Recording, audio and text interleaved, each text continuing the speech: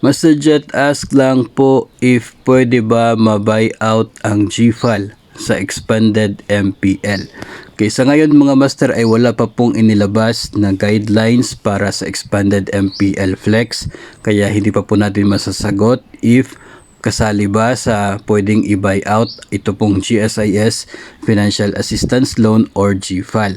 Sa ngayon kasi yung initial na information na sinabi po ng GSIS ay para ito sa mga loans outside of GSIS or doon sa mga private lending institution. So hindi pa po binanggit na mayroong mga GSIS loans na madagdag doon sa pwedeng bayaran ng MPL Flex. Ito pong expanded MPL Flex.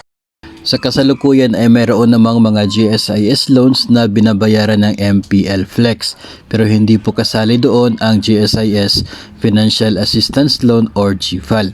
And if ever man na magkakaroon ng expanded MPL Flex kung saan ay makakasali ang GFAL sa babayaran, ay napakalaki po na magiging pagbabago doon sa kasalukuyan na MPL Flex, especially doon po sa loanable amount, kasi nga po itong GFAL po natin ay mayroon itong maximum amount na 500,000.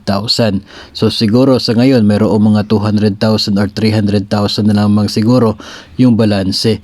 At kung sakali man na kayo ay mayroong MPL Flex na existing ngayon at maximum amount na yun na avail ninyo, so malaking adjustment yung kinakailangan para mapasok ito man pong GFAL o kaya ay any other loan from the PLIs. Kaya abangan po natin yung magiging guidelines ng sinasabi nilang expanded MPL Flex, kung ano po yung magiging pagbabago dito, especially dito po sa loanable amount, at saka po natin yan pag-usapan sa araw po na magiging available na in public yun pong mga plano ng GSIS na gagawin sa kanilang susunod na offer na expanded MPL Flex.